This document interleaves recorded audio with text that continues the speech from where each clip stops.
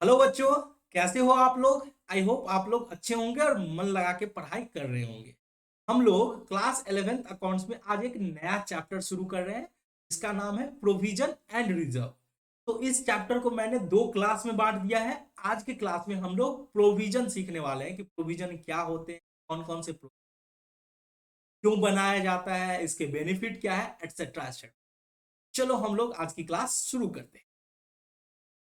चलो बच्चों, तो हम लोग चैप्टर की शुरुआत करते हैं। हम लोग का चैप्टर का नाम है प्रोविजन एंड रिजर्व। ये एक थ्योरी चैप्टर है। इसमें आपको प्रैक्टिकल प्रॉब्लम्स देखने को नहीं मिलेंगे, बट ये अगर प्रैक्टिकल वे में बात की जाए तो इंडस्ट्री में बहुत काम आने वाला है, क्योंकि आपको ये चैप्टर आपको सारे प्रोविजन का कॉन्सेप्ट और रिजर्व का कॉन्सेप्ट सिखाएगा। तो कॉन्सेप्ट वाइज ये बहुत ही इंपॉर्टेंट चैप्टर है। एग्जाम में आपको ये 3 से 4 मार्क्स का क्रिटिकल क्वेश्चन आ सकता है, बट इसको बहुत ही मजेदार तरीके से, बहुत ही इंटरेस्टिंग वे में हम लोग सीखेंगे। चलो, तो सबसे पहले आप लोग हेडिंग डालो। सबसे पहले हम लोग प्रोविजन पढ़ेंगे, तो सबसे पहले आप लोग हेडिंग डालो प्रोविजन। ये फर्स्ट है। प्रोविजन हम लोग सबसे पहले हम लोग देखते, सबसे पहले होता क्या है। फटाफट हमारे साथ आप नोट करते चलो। प्रोविजन क्या है? Provision is a charge against profit. Provision is a charge against profit. Provision क्या है? चार्ज अगेंस्ट प्रॉफिट है। Charge against profit. ये चार्ज अगेंस्ट प्रॉफिट क्या होता है? ये होता है कि ये प्रॉफिट को कम करेगा। चार्ज अगेंस्ट प्रॉफिट का मतलब है प्रॉफिट को कम करेगा। दूसरा मतलब ये भी आप समझ लो कि प्रॉफिट हो या लॉस हो, आपको प्रोविजन आपको प्रोविजन करना कंपलसरी रहेगा। यानी ऐसा नहीं है कि लॉस प्रॉफिट होगा तो ही प्रोविजन बनाएंगे, लॉस होगा तो नहीं बनाएंगे। ये चार्ज अगेंस्ट प्रॉफिट है, तो इसीलिए हमेशा प्रोविजन बनेगा, चाहे प्रॉफिट हो या लॉस हो। आगे चल के आप लोग जब क्लास 12 में जाएंगे तो ये टर्म पढ़ेंगे, चार्ज अगेंस्ट प्रॉफिट और appropriation of profit. Appropriation of profit का मतलब होता है कि जब प्रॉफिट होगा तभी एप्रोप्रिएशन होगा, यानी बंटवारा होगा। बट चार्ज अगेंस्ट का प्रॉफिट का मतलब होता है कि प्रॉफिट हो या लॉस हो, आपको ये खर्चा है ये करना ही पड़ेगा। प्रोविजन को भी आप इनिशियल स्टेज में आप एक प्रकार का एक्सपेंसेस समझ के चल सकते हो। ये एक्सपेंसेस भी है, साथ में लाइबिलिटीज भी है। इसको हम लोग आगे चल के जब इसका अकाउंटिंग ट्रीटमेंट देखेंगे तो समझ में आएगा। अभी फटाफट लिखो, provision is a charge against profit. किस पर्पस के लिए?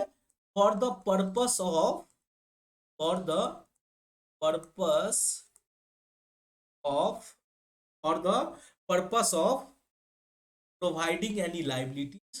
For the purpose of providing any liabilities. Providing any liabilities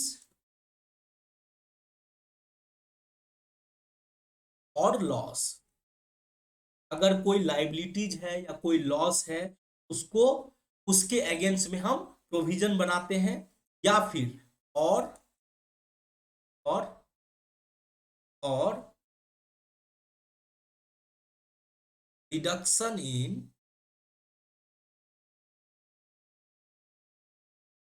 value of asset.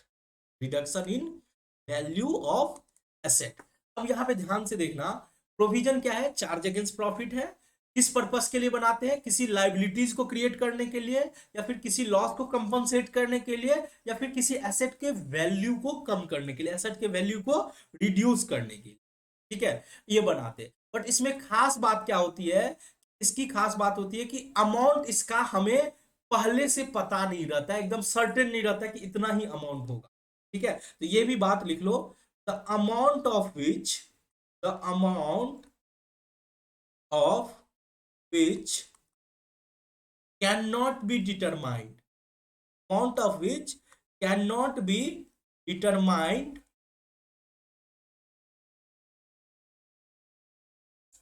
With reasonable accuracy. With reasonable accuracy.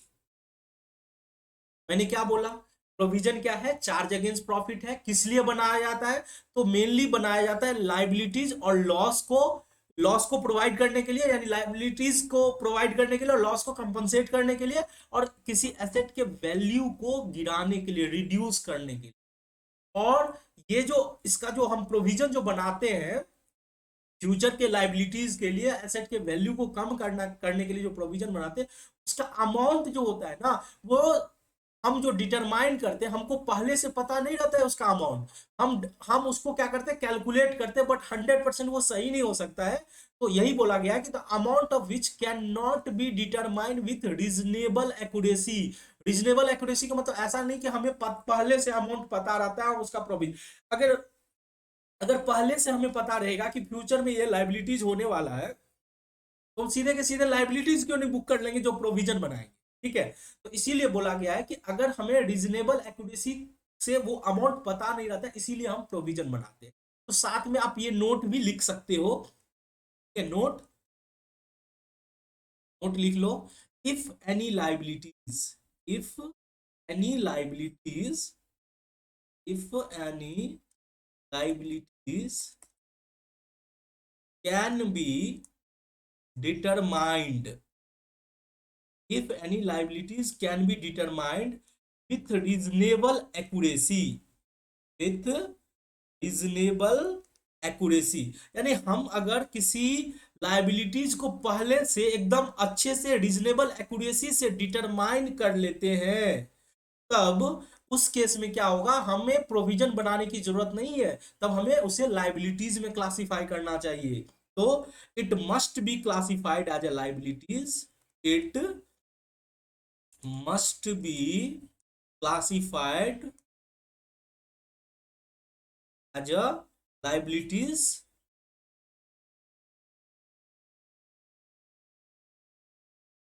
And not provision, not provision.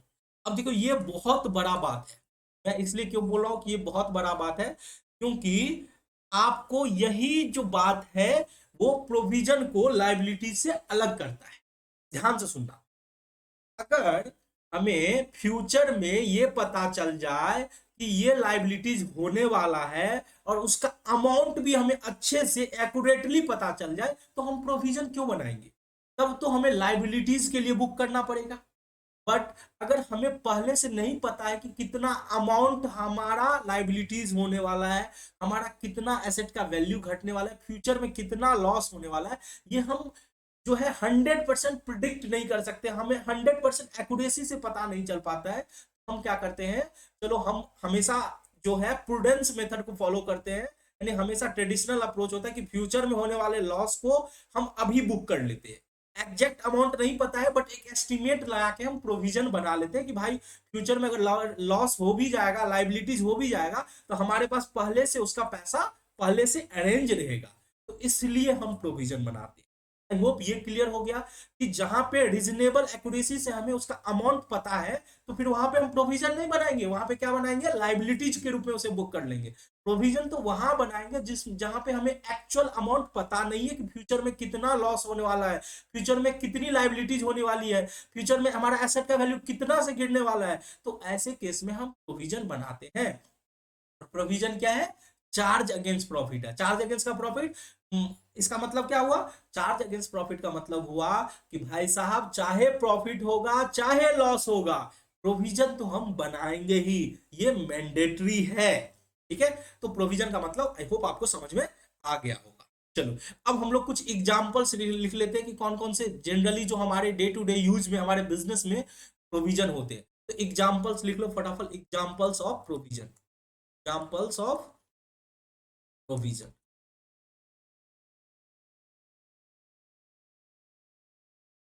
ठीक है, examples of provision,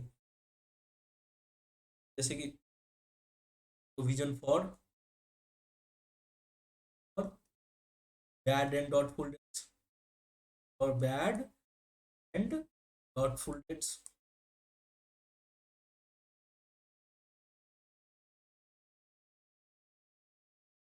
provision for depreciation account, provision for depreciation account, for depreciation account, provision for tax, और tax tax के लिए पहले से एक estimate करके provision बना लिए। ठीक है, provision for discount on debtor और डिस्काउंट ऑन डेटर, यानी कि डेटर को डिस्काउंट देने के लिए हम प्रोविजन बना लिए, provision for discount on debtor.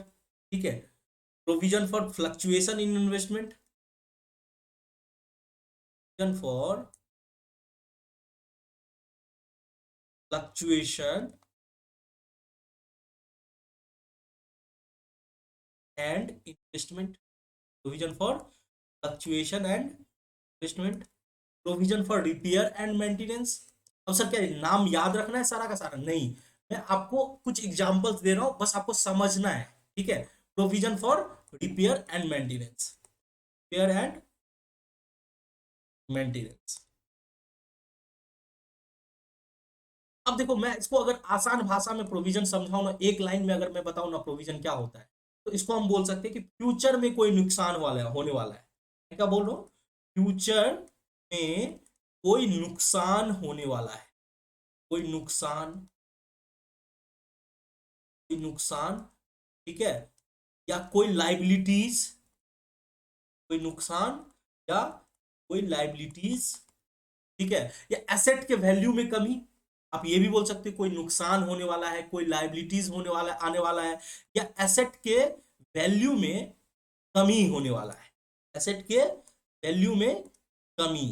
Basically इन तीन चीज के लिए लाइबिलिटी प्रोविजन बनाया जाता है। फ्यूचर में कोई नुकसान होने वाला है, एसेट के वैल्यू में कमी होने वाला है। ठीक है, कमी होने वाला है।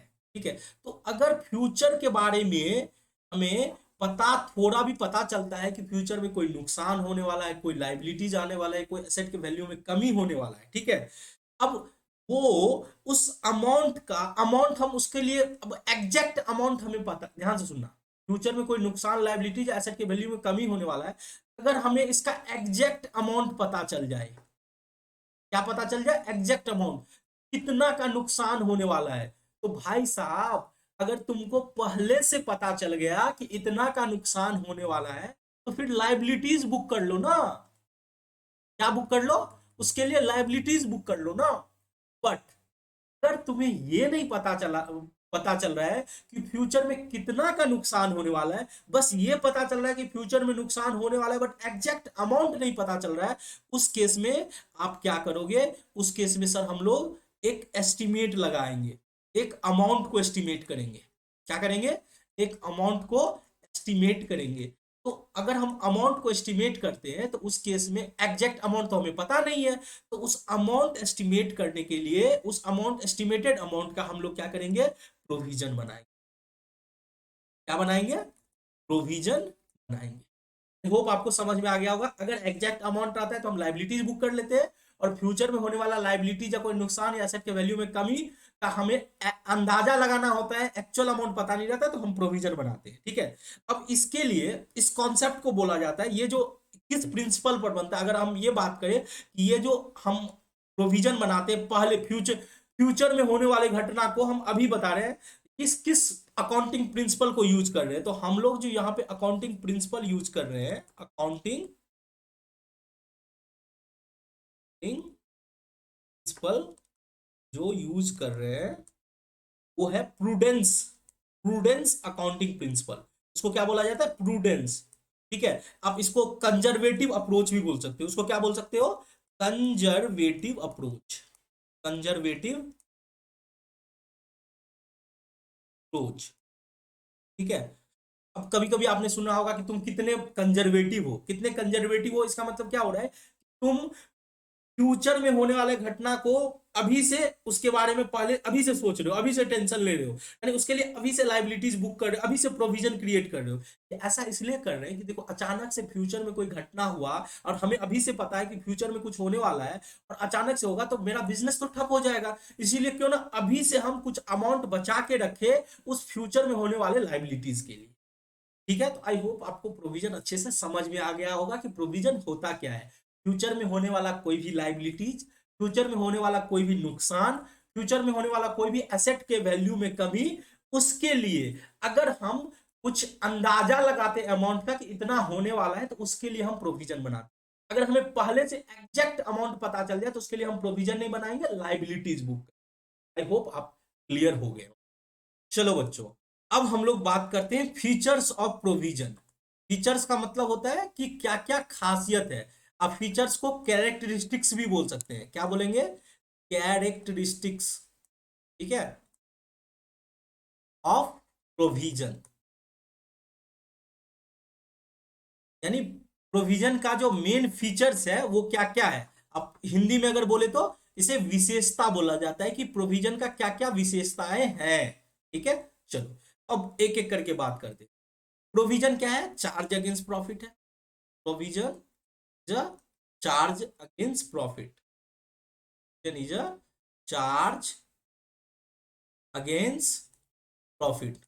इसका मतलब क्या हुआ? चार्ज अगेंस्ट का प्रॉफिट, प्रॉफिट का मतलब कि लॉस भी होगा, यानी कि पहली बात तो चार्ज अगेंस्ट प्रॉफिट है, तो ये क्या करता है? रिड्यूस करता है प्रॉफिट को। क्या करता है? Comma, reduces the net profit of the year, reduces the net profit of the, this is the net profit of the year in which it is created. जिस साल हम प्रोविजन क्रिएट करते हैं उस साल ये क्या करता है? प्रोविजन हमारे प्रॉफिट को क्या करता है? कम कर देता है। In the year in which it is created. Clear? ये तो वैसे डिफिनीशन में हमें पता चल गया था कि एक तो चार्ज अगेंस्ट प्रॉफिट है। क्या है? चार्ज अगेंस्ट प्रॉफिट है। ये रिड्यूस करता है नेट प्रॉफिट, क्या करता है? प्रॉफिट को कम करता है। अब ऐसा नहीं कि हर साल कम करता है, जिस साल क्रिएट हुआ है प्रोविजन उस साल के प्रॉफिट को ये कम करता है। Reduce the profit of the year, उस साल का प्रॉफिट जिस साल वो क्रिएट हुआ है। ठीक है, चलो अब दूसरा अगर बात कर ले तो, अब चूंकि ये चार्ज अगेंस्ट प्रॉफिट है तो प्रोविजन क्रिएट होगा चाहे लॉस हो चाहे प्रॉफिट हो। ये भी आप फीचर बोल सकते हो कि a provision has to be made, a provision has to be made, एक प्रोविजन को आपको बनाना है even if there is a loss. Has to be made even if there is a loss, even if there is a loss. या अब जैसे ही charge against profit है तो उसका मतलब ही हुआ कि अगर लॉस भी होता है तब भी आपको प्रोविजन बनाना पड़ेगा। ये एक विशेषता है प्रोविजन का, एक फीचर है प्रोविजन। ठीक है, चलो अब इससे ही जुड़ा हुआ एक बात और लिख लेते हैं। Third point, a provision cannot be used as a divisible profit, cannot be used as a divisible profit। ये divisible profit क्या होता है सर? इसको समझते हैं। a provision cannot be used as a divisible profits। अब देखो, डिविजिबल का मतलब होता है प्रॉफिट जो बंटवारा के योग्य हो। आप बोल सकते हो डिविडेंड। अब एक प्रोविजन को कभी भी हम डिविडेंड के रूप में नहीं बांट सकते। भाई साहब, ये प्रोविजन तुम इसलिए क्रिएट किए हो, ये प्रोविजन तुम इसलिए क्रिएट कर हो किए हो कि फ्यूचर के लाइबिलिटीज को मीट किया जा सके, फ्यूचर के नुकसान को मीट किया जा सके। ऐसा नहीं है कि प्रॉफिट में से पैसा बचा लिए और इसको बांट देते शेयर होल्डर को, गवर्नमेंट को टैक्स, मतलब टैक्स इवेजन कर लेते हैं। प्रॉफिट रहता तो टैक्स, प्रॉफिट पे टैक्स देना पड़ता। तो ऐसा काम करो, प्रोविजन क्रिएट कर लो और प्रोविजन का पैसा बांट दो शेयर होल्डर को, यानी अपने मालिक को, ऑनर को बांट दो। ऐसा नहीं कर सकते हैं। प्रोविजन जिस लिए बना है उसी के लिए यूज होगा। तो एक लाइन और यूज कर लो इसी में, इट इज अप्लाइड, यानी प्रोविजन कहां पे अप्लाई होगा? इट इज अप्लाइड, प्रोविजन को कहां यूज करोगे? जहां, जिसके लिए उसे बनाए हो। It is applied for the purpose, it is applied for the purpose. किस पर्पस में होगा? For which it is created, जिसके लिए वो बना है।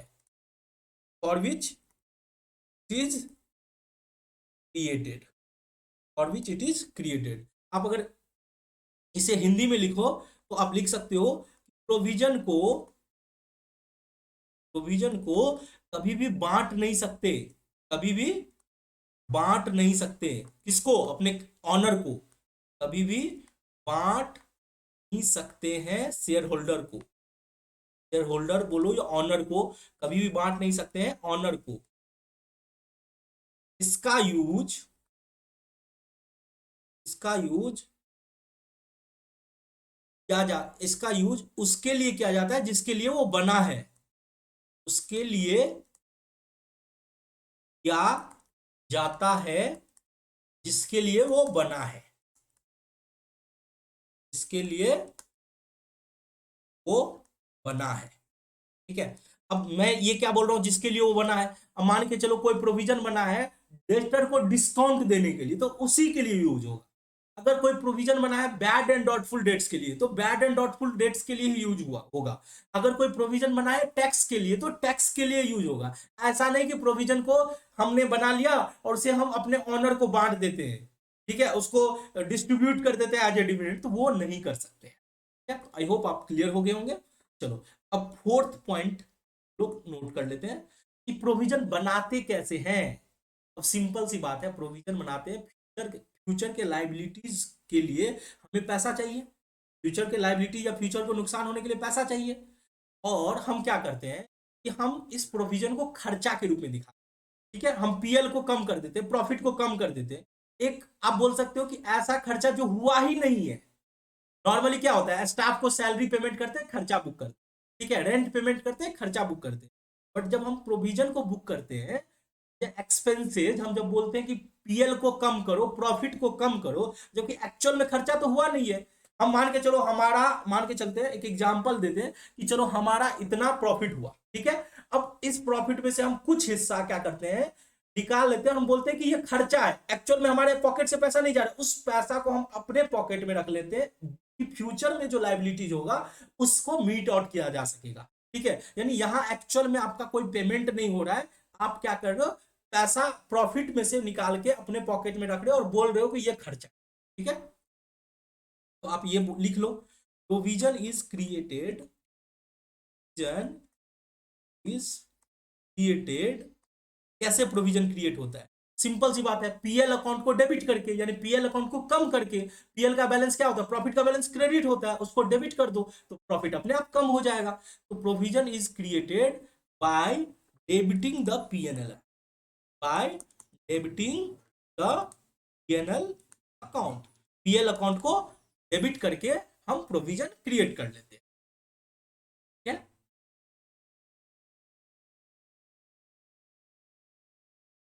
तो आप ये बोल सकते हो कि ब्रैकेट में कि प्रोविजन क्या है, एक इंटरनल ट्रांजेक्शन है। प्रोविजन कोई ऐसा नहीं कि आप कुछ बाहर से ट्रांजेक्शन कर दो, एक अंदर में ही एक आप बोल सकते हो बुक का ट्रांजेक्शन है, बुक इज एंट्री है। ठीक है, जो कुछ भी हो रहा है बुक में ही हो रहा है। ठीक है, तो provision is an internal transaction, provision is an internal transaction. Provision क्या है, एक इंटरनल ट्रांजेक्शन है। Therefore it does not involve any payment of cash, therefore therefore it does not involve, it does not involve any payment of cash। इसमें कोई cash का involvement नहीं है, cash का इन्वॉल्वमेंट नहीं है। तो फीचर, ये सारे फीचर्स हैं प्रोविजन के। पहला फीचर क्या है सर, चार्ज अगेंस्ट प्रॉफिट है।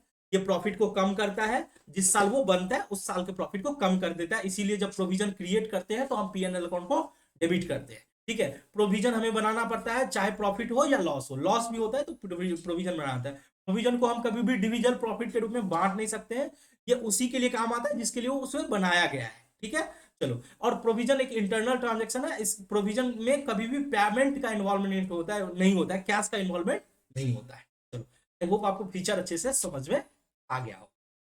चलो, अब आप लोग नेक्स्ट पेज में हेडिंग डालो, इंपोर्टेंस ऑफ प्रोविजन। भाई साहब, हम प्रोविजन बनाते क्या है, क्यों है, प्रोविजन का बेनिफिट क्या है, इंपोर्टेंस क्या है, इंपोर्टेंस ऑफ प्रोविजन। सबसे पहला इंपोर्टेंट ये है कि हमें करेक्ट प्रॉफिट एंड लॉस का पता लगा, to determine correct profit, to determine correct profit और लॉस। हमें करेक्ट प्रॉफिट और लॉस की पता लगानी होती है। और अगर हम प्रोविजन नहीं बनाएंगे, हम फ्यूचर में होने वाले लाइबिलिटीज को ध्यान में नहीं रखेंगे, करेक्ट प्रॉफिट लॉस पता नहीं लगेगा। और दूसरी बात, हमें जो हमारा जो फिनेंशियल पोजीशन है वो ट्रू एंड फेयर व्यू नहीं बताएगा, अगर हम प्रोविजन को एज ए लाइबिलिटीज नहीं दिखा। क्या होगा, हमारा लाइबिलिटीज कम आएगा, यानी हमारा बैलेंस शीट गलत हो जाए। ठीक है, तो ये बोलेंगे कि ascertain to certain true and fair, ascertain true and fair view of financial position, a certain true and fair view of financial position। Financial position हमारा सही सही पता लगाया जा सके, उसके लिए हम प्रोविजन बनाते हैं। अब थर्ड पॉइंट की बात कर लें, तो हम प्रोविजन क्यों बनाते हैं? सर, हमने प्रोविजन का नाम डेप्रिसिएशन चैप्टर में भी सुना था, प्रोविजन फॉर डेप्रिसिएशन। हम प्रोविजन फॉर डेप्रिसिएशन क्यों बनाते थे? हमारा जो एक्चुअल में जो एसेट है, जो हमारा एक्चुअल में एसेट है, वो एज इट इज बुक में रहे, और जो डेप्रिसिएशन जो हम वैल्यू को कम कर रहे हैं उसको हम अलग से दिखाए, जिससे हमारा जो एक्चुअल में ओरिजिनल एसेट है वो एज इट इज रहे। इसको बोलते हैं कैपिटल इंटैक्ट। हम मेंटेन करना चाहते हैं, to maintain the capital intact, maintain the capital intact. ठीक है, अब जैसे इसका एग्जांपल अगर हम आपको यहां पे बता दें, तो हमारा मान के चलो एसेट 5 लाख का है, हमारा एसेट 5 लाख का है। ठीक है, अब हम डेप्रिसिएशन चार्ज करते हैं, डेप्रिसिएशन चार्ज करते हैं मान के चलो 10%। ठीक है, तो ये जो 10% होगा, यानी 5 लाख का जो 10% 50,000 होगा, हम क्या करते हैं, उसको एसेट को कम नहीं करके हम क्या करते हैं, उसके लिए प्रोविजन बना लेते हैं। Provision for depreciation, provision for depreciation बना लेते हैं, और उसे एक लाइबिलिटीज के रूप में दिखा। इससे क्या होता है कि हमारा जो ये एसेट है एज इट इज रहता है, एज इट इज। इसको बोलते हैं इंटैक्ट, का मतलब ही होता है कि हमारा कैपिटल एज इट इज रहता है, यानी हम उसको बचा के रखते हैं बैलेंस अपने बुक में। ठीक है, तो इसको बोलते हैं to maintain the capital intact. ठीक है, और चौथा, फोर्थ पॉइंट क्या होता है कि हम, इसका मेन जो बेनिफिट है, इंपॉर्टेंस है, कि हम यहाँ पे क्या करते हैं, प्रूडेंस कॉन्सेप्ट को फॉलो करते हैं। प्रूडेंस कॉन्सेप्ट भी फॉलो। तो बेसिकली ये 3 से 4 मार्क्स का क्वेश्चन आ सकता था कि प्रोविजन का क्या इंपॉर्टेंस है, करेक्ट प्रॉफिट लॉस का पता लगाना, correct true and fair financial position, capital को इंटैक्ट रखना, और प्रूडेंस कॉन्सेप्ट को फॉलो करते हैं। तो ये मेन इंपॉर्टेंस है प्रोविजन। चलो, आई होप आपको समझ में आ गया होगा। चलो बच्चों, अब आप लोग हेडिंग डालो, some popular provision, popular provision, यानी कुछ प्रोविजन जो मैं आपके साथ उसकी अकाउंटिंग डिस्कस कर लेता हूं, कुछ प्रोविजन जो आपके क्लास 11th और क्लास 12 में काम आने वाले हैं। तो उसमें जो सबसे इंपॉर्टेंट और सबसे फर्स्ट है, वो है provision for bad and doubtful debts. Provision for bad and doubtful debts, और बैड एंड डॉटफुल डेट्स, यानी कि आप अगर किसी को उधार बेचते हो, ठीक है, और उससे पैसा मिलना मुश्किल हो जाता है, तो वो क्या बन जाता है, बैड और डॉटफुल डेट्स बन जाता है। तो उसके ऊपर प्रोविजन करना। ठीक है, सबसे पहले इसके बारे में कुछ 2-4 लाइन लिख लेते हैं। क्या बोलते हैं कि जब when business when business transactions when business transactions takes place takes place on credit basis। क्या होता है, जब व्यापार में लेन देन उधार पर होता है, क्रेडिट बेसिस पे होता है, तब वहां पे क्या होता है, डेटर अकाउंट क्रिएट होता है। उस केस में क्या होता है, debtor account is created, debtor account is created. आपने जर्नल चैप्टर में देखा होगा कि जब हम कभी उधार बेचते हैं, तो वहां पे क्या होता है, हम एंट्री करते हैं debtor account debit to sales, यानी जिस व्यक्ति को उधार बेचते हैं उस व्यक्ति को डेटर बोलते हैं। तो जब भी कभी क्रेडिट में ट्रांजेक्शन होता है, तो एक डेटर क्रिएट होता है। ठीक है, और वो जो डेटर होते हैं वो 3 टाइप के होते हैं। these debtors these debtors may be of 3 types. कितने टाइप के हो सकते हैं? 3 टाइप के। आप सोचो ना, एक किराना दुकान कर रहे हो, ठीक है, आप उधार बेचते हो तो 3 टाइप के उधार कस्टमर आपको मिलते होंगे। एक कस्टमर जिसको आप उधार बेचते हो, ठीक है, अब वो जो टाइम कमिट करता है कि मैं आपको 2 दिन में पैसा दे दूंगा, तो वो 2 दिन और 2 दिन से पहले आके आपको पेमेंट कर देता है, उसको बोला जाता है गुड डेटर, अच्छा डेटर है। उसमें उस व्यक्ति को आपको उधार बेचने में आपको कोई दिक्कत नहीं होता होगा, क्योंकि पता है कि हम अगर आज इसको उधार बेचते तो वो कल वापस आके हमको पेमेंट कर देगा। तो वैसे व्यक्ति को गुड डेटर बोला जाता है, ठीक है। और दूसरा दूसरा होता है कि ऐसा डेटर भी मिलता होगा, ऐसा व्यक्ति भी आते होंगे जिसको आप बेचते हो लेकिन आपको पता चल जाता है कि ये बंदा पैसा नहीं देगा, यानी इसको हम बेच रहे हैं लेकिन ये पहले से पता है कि ये पैसा डूब जाएगा, ठीक है। तो ये होता है कि उस तरह के डेटर को बोला गया bad debts debtor. Bad debts का मतलब हुआ है कि चलो हम इसको बेच दिए और ये पैसा मेरा डूब गया, तो ये तो पूरा का पूरा क्या हो जाता है, बिजनेस के लिए लॉस हो जाता है, ठीक है। इसको आप पीएल अकाउंट के डेबिट साइड में दिखाते होंगे, आप बैड डेट्स का एंट्री किए होंगे, क्या होता है पीएल अकाउंट्स में आप डेबिट साइड में दिखाते हैं। बैड डेट से क्या होता है, डेटर घट जाता है, बैड डेट्स अकाउंट को आप लॉस मान लेते हो, लॉस को डेबिट करते हो टू डेटर अकाउंट, और फिर वो bad debt form PL account के डेबिट साइड में ट्रांसफर, वो पूरा का पूरा हमारा टोटली लॉस हो, ठीक है। अब एक ऐसा कस्टमर जिसको उधार बेचते टाइम में तो पता नहीं रहता है कि वो कैसा है, लेकिन उस पर एक शंका रहता है, संभावना कि फ्यूचर में पैसा दे भी सकता है, नहीं भी दे सकता, मेरा पैसा डूब भी सकता है, ठीक है। उसको बोलते हैं डाउटफुल डेट्स, पैसा आ भी सकता है, नहीं भी आ सकता है, ठीक है। ऐसा कस्टमर है जो पहले से हमारे हमारे साथ उसका ट्रांजेक्शन नहीं था, तो मुझे पता नहीं कि ये फ्यूचर में पैसा देगा या नहीं देगा। उस तरह के डेट्स डेटर को बोलते हैं डाउटफुल डेट्स। मैंने क्या बोला, 3 टाइप के डेटर हो सकते हैं। एक तो होता है गुड डेटर, एक क्या होता है, गुड डेटर। गुड डेटर का मतलब जिससे पैसा मिल जाएगा। आप इसको लिख सकते हो कि यहाँ पे जो कलेक्शन है सर्टेन है, कलेक्शन पैसा आपको मिल जाएगा, एकदम फिक्स है कि पैसा तो मिलेगा ही मिलेगा, वो बोला जाता है गुड डेटर। उसके लिए कुछ भी करने की जरूरत नहीं होती है, ठीक है। दूसरा होता है बैड डेट। दूसरा क्या होता है, दूसरा होता है sir bad debt. Bad debts का मतलब हुआ कि ये तो पक्का है कि पैसा डुबा दिया मेरा, ऐसा क्या किया, डुबा दिया, अब इससे मिलने का कोई संभावना नहीं है। यहां पे क्या बोल रहे हैं, collection of money is not possible, collection of money is not possible. अब जैसे कि देखो क्या हुआ कि मान के चलो आप दुकान करते हो, आपके पास कोई कस्टमर आया, आपने उसको दे दिया, और पता चला कि वो कस्टमर ही भाग गया, वो शहर छोड़ के भाग गया, आप किसी दूसरे शहर में चला गया। अब 2-4 हजार का आप सामान उसको बेचो, 2-4 हजार के लिए तो आप उसको शहर बाय शहर खोजने तो नहीं जाओगे, तो आपको पता है कि अब वो पैसा मिलने वाला नहीं है, वहां पे कलेक्शन ऑफ मनी पॉसिबल नहीं है। उसको हम क्या मानेंगे, उसको हम अपना लॉस मान लेंगे कि अब ये मेरा लॉस हो गया, इसको पीएल में जाकर ट्रांसफर करके इसे खत्म कर दो। क्या बोलते हैं, बैड डेट्स में क्या हुआ कि collection of money is not possible, it is a loss for business concern. ये क्या हो गया, बिजनेस कंसर्न के लिए इट इज अ लॉस, ये लॉस है बिजनेस कंसर्न के, loss for a business, loss for a business, business के लिए क्या हो गया, लॉस हो गया।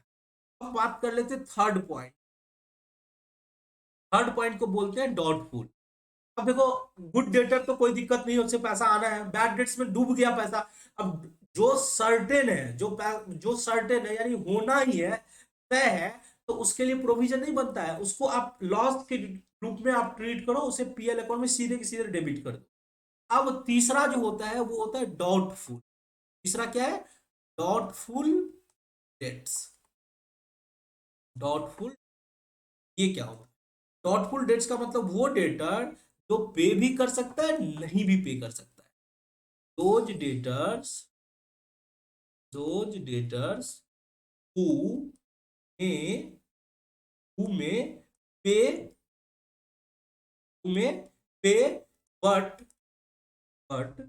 business is not sure, business is not sure, this is not sure about the collection of, or the collection of full amount from them, not sure about the collection of full amount from them. अब क्या है कि हमने उधार बेच दिया, ठीक है, अब वो पे कर सकता है, बट हम श्योर नहीं है कि पूरा का पूरा हम उससे पैसा वसूल पाएंगे या नहीं। अब उस केस में हमें क्या होता है कि कुछ प्रोविजन बनाने की जरूरत होती है, ठीक है। तो इसको आप थोड़ा सा डेट डॉटफुल डेट्स को थोड़ा और मैं एक्सप्लेन करूंगा दूसरे शब्दों में, in other words, in other words, some percentage some percentage of such debtors, some percentage of such debtor, यानी हमारे पास जो डेटर होता है उसका कुछ परसेंटेज ऐसा होता है जो पे करने में कुछ डाउट रहता है, आर नॉट लाइकली टू पे, यानी जिसका चांस रहता है कि वो नहीं पे करेगा, आर नॉट लाइकली टू पे। यानी आप ये नहीं हमेशा मान सकते हो कि 100% जो डेटर आपने बेचा है 100 का 100% पैसा आ जाएगा, कुछ परसेंटेज तो हमेशा रहता है डाउट कि वो पैसा नहीं आएगा, आर नॉट लाइकली टू पे, आर नॉट लाइकली टू पे। तो उसको ट्रीट किया जाता है, hence treated as doubtful dates, उसको क्या किया जाता है, ट्रीट किया जाता है एज डॉटफुल। तो आगे चल के जब आप फाइनल अकाउंट्स पढ़ोगे तो आप देखोगे कि एडजस्टमेंट में आपको ये लिखा रहता है कि 5% डेटर को डॉटफुल मान लो, क्योंकि हर बिजनेस मानती है कि हम जितना उधार बेचते हैं पूरा का पूरा पैसा नहीं आएगा, 2-4% ऐसा होगा कि पैसा डूबेगा ही डूबेगा। अब किसी भी धंधा में देख लो आप, हर बिजनेस में कुछ ना कुछ उधारी डूब जाता है, यानी पैसा कलेक्ट हम नहीं कर पाते। तो एज अ बिजनेस प्रैक्टिस हम उसका एक प्रोविजन क्रिएट हमेशा करके उसको हम लॉस मान के चलते हैं। 2-4% हमेशा हम डेटर का 5% हम प्रोविजन बना के रखेंगे कि हमारा पैसा 4-5% डूब भी जाता है तो हमारे बिजनेस पे उसका असर नहीं पड़ेगा, ठीक है। चलो और डॉटफुल डेट्स के बारे में और एक लाइन लिखते हैं कि डॉटफुल डेट्स आपका एक्चुअल लॉस नहीं है, ऐसा कि अभी आप डॉटफुल डेट्स मान लिए तो वो पैसा फ्यूचर में आ भी सकता है, ऐसा नहीं है कि वो पैसा आपका डूब डूब गया, वो आपका एक्चुअल लॉस नहीं है। अब ये लाइन लिख लो, डॉटफुल डेट्स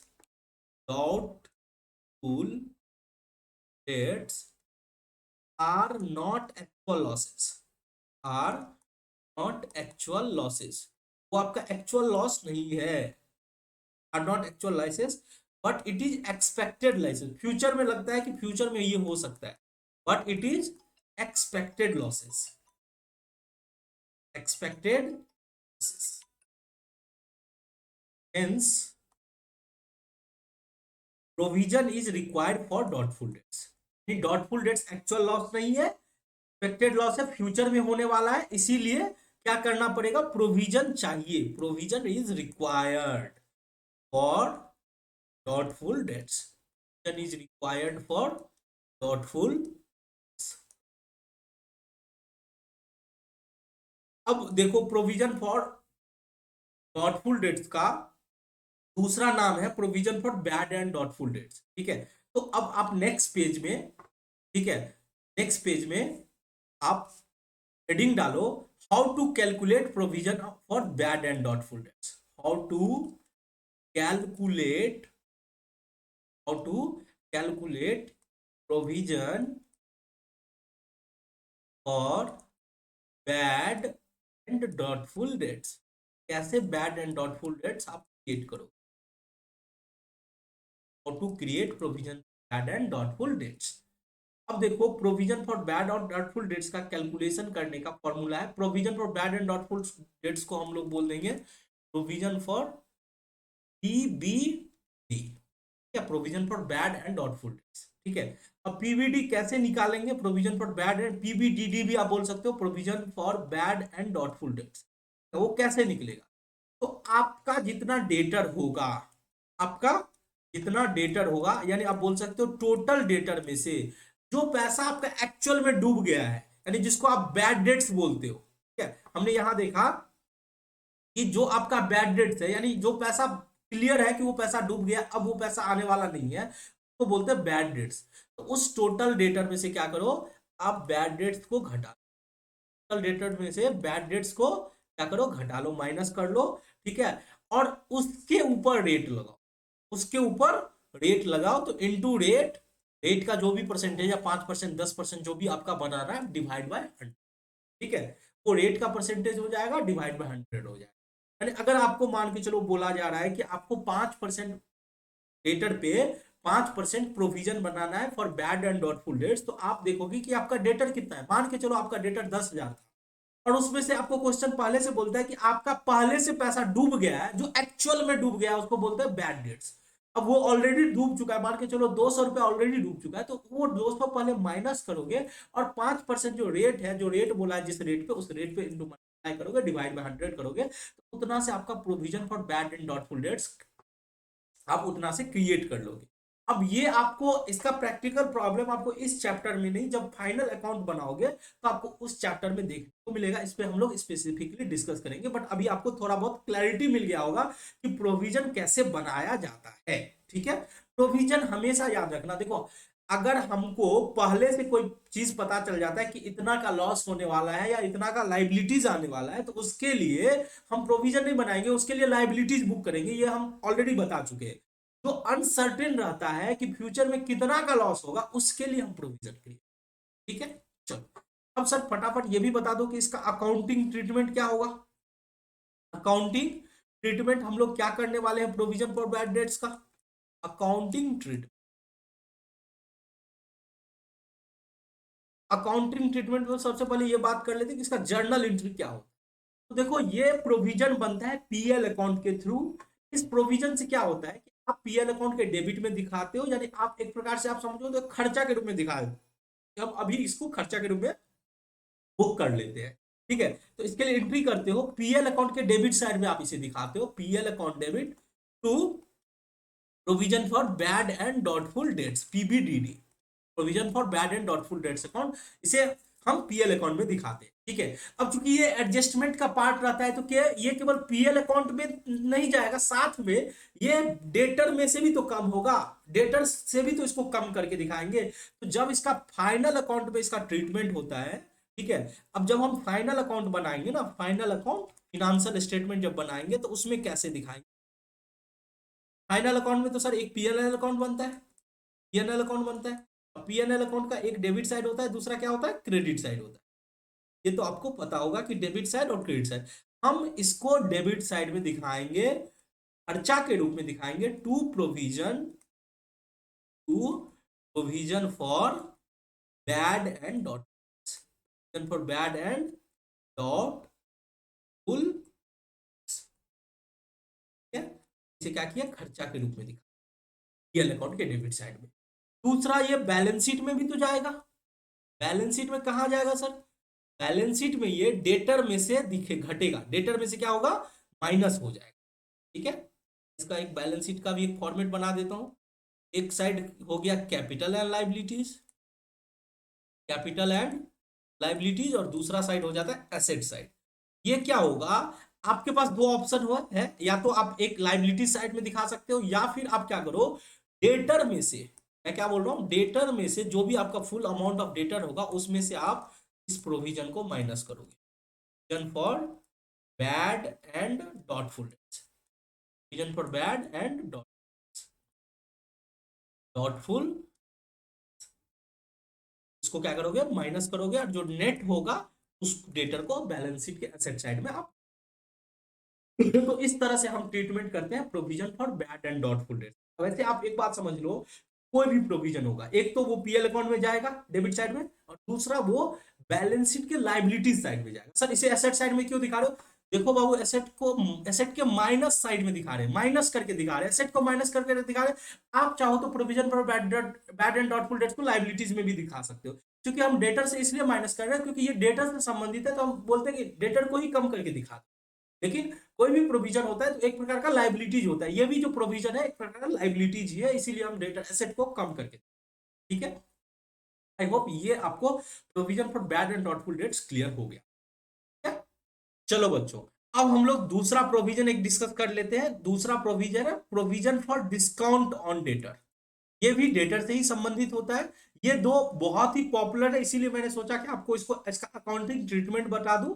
ठीक है, बाकी सब इसी के जैसा है। प्रोविजन का मतलब है कि पीएल अकाउंट में डेबिट करो, और दूसरा प्रोविजन एक प्रकार का लाइबिलिटीज है। ठीक है, अब बात कर लेते हैं provision for discount on debtor.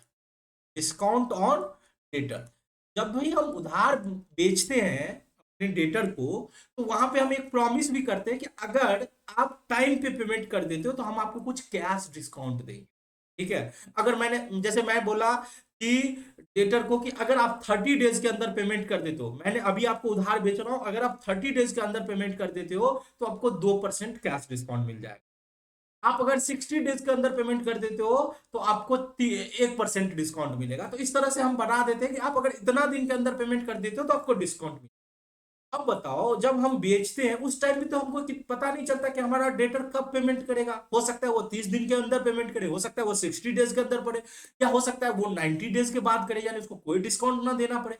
But हमें ये नहीं पता रहता है कि कितना डिस्काउंट देना है डेटर को। तो हम एक एस्टिमेट लगाते हैं कि चलो 5% डेटर तो है कि वो टाइम पे पेमेंट करेगा, उसको 2% कैश डिस्काउंट देना पड़ेगा। अब क्योंकि डिस्काउंट देना पड़ेगा तो डिस्काउंट एक खर्चा है, इसका पहले से एक एस्टिमेट बना के हम उसका प्रोविजन क्रिएट कर लेते हैं। उसी को बोला जाता है provision for discount on debtor. तो फटाफट दो चार लाइन इसके बारे में लिख लेते हैं, क्या होता है discount, provision for discount on debtor. सबसे पहले डिस्काउंट लिख लो। Discount allowed, discount allowed to the debtors, discount allowed to the debtors if they pay their, if they pay their dues promptly। Promptly का मतलब होता है अर्ली। अगर वो अर्ली पेमेंट कर देते, प्रॉम्प्टली को बोल देते हो कि जितना जल्दी हो सके, अर्ली आप बोलो कि अगर अर्ली पेमेंट कर देते हैं तो उनको डिस्काउंट दिया जाता है। बट डिस्काउंट कितना दिया जाएगा वो तो पता नहीं है। But but the business entity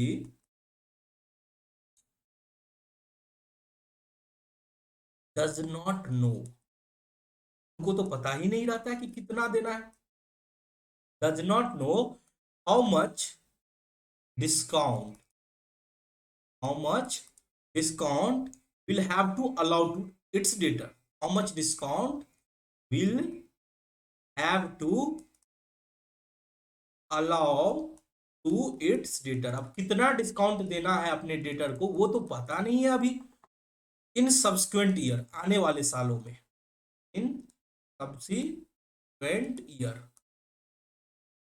इसीलिए therefore provision for discount, इसीलिए provision for discount, for discount on debtor is required. अब अगले साल हम अपने डेटर को कितना डिस्काउंट देंगे ये तो हमें अभी पता नहीं है, बट अगले साल कितना देंगे उससे तो फिनेंशियल इंपैक्ट पड़ेगा। इसीलिए हम पहले से प्रोविजन बना के रख लेते, एक अंदाजा लगा लेते कि चलो हम 4%, 5%, 10% हम डिस्काउंट देने वाले हैं अपने, तो उसके हिसाब से हम प्रोविजन बना लेते हैं। तो सर इसका जर्नल एंट्री क्या होगा, सबसे पहले तो बात कर लो इसकी जर्नल एंट्री क्या करो। मैं ऑलरेडी आपको बता चुका हूं कि जर्नल एंट्री जब भी आप प्रोविजन के लिए करोगे तो आप पीएल को डेबिट करो, पीएल अकाउंट को डेबिट करोगे और फिर उस प्रोविजन को क्रेडिट करोगे to provision for, provision for discount on debtor, provision for discount on debtor. ठीक है, अब फाइनल अकाउंट में क्या इंपैक्ट होगा, तो सेम जैसा हमने provision for bad and doubtful debts का इंपैक्ट देखा था, वही इंपैक्ट फाइनल अकाउंट में भी आने वाला है। तो फटाफट आपको दिखा देता हूं। जैसे पीएल अकाउंट में जाएगा एक तो क्या होगा, पीएनएल अकाउंट के डेबिट साइड में जाएगा provision for discount on debtor to provision for discount, discount on debtor, वो एक पीएल अकाउंट के डेबिट साइड में जाएगा। और दूसरा बैलेंस शीट में भी ये क्या होगा कि आपके डेटर में से ही घटेगा, यानी जो प्रोविजन फॉर डॉटफुल डेट्स था ना वैसे ही, क्योंकि ये भी डेटर से संबंधित है, ये भी माइनस होगा provision for discount on debtor, भी माइनस हो जाएगा डिस्काउंट ऑन। ठीक है, अब सर इसके अलावा भी तो बहुत सारा प्रोविजन है, जैसे provision for workman compensation, provision for repair and renovation, provision for investment fluctuation. तो इसके अलावा भी बहुत सारा है। ये दो पॉपुलर था, बहुत ही कॉमन था, जो कि आपको क्लास 11th और 12 में आपको देखने को मिलेगा, इसीलिए मैंने इसके बारे में थोड़ा डिटेल बता दिया। बाकी भी प्रोविजन इसी तरह से वर्क करता है, जैसे पीएनएल अकाउंट में खर्चा के रूप में दिखाओ, फिर उसे बैलेंस शीट की लायबिलिटीज में दिखाओ, या रिस्पेक्टिव एसेट में से क्या करो, उसे माइनस करके दिखाओ। ठीक है, चलो, तो हमने आज पूरा का पूरा प्रोविजन के कॉन्सेप्ट को समझ लिया। हमने प्रोविजन समझा, प्रोविजन क्या होता है, कितने टाइप का प्रोविजन हो सकता है, ठीक है, जो पॉपुलर प्रोविजन है उसके बारे में हमने डिस्कशन कर ली। अब नेक्स्ट क्लास में हम लोग क्या करेंगे, हम लोग नेक्स्ट क्लास में इस चैप्टर का जो सेकेंड पार्ट है, यानी रिजर्व क्या होता है, रिजर्व कितने टाइप के होते हैं, प्रोविजन और रिजर्व में क्या डिफरेंस है, नेक्स्ट क्लास में इसको करके इस चैप्टर को हम लोग कंप्लीट कर लेंगे। कैसा लगा वीडियो जरूर कमेंट्स करके बताना। अगर कोई इंफॉर्मेशन ऐसा है जहां पे आपको कोई डाउट हो तो वो भी आप कमेंट कर सकते हो, और क्लास को समराइज करके भी आप बता सकते हो कि आपने इस क्लास से क्या सीखा। तो फिर मिलते हैं नेक्स्ट वीडियो में। अगर आपको वीडियो पसंद आया होगा तो वीडियो को जरूर लाइक कर देना, और अगर चैनल पे नए हो तो सब्सक्राइब कर लेना, और अपने दोस्त लोग के साथ भी शेयर करना। मिलते हैं नेक्स्ट वीडियो में, तब तक के लिए जय हिंद।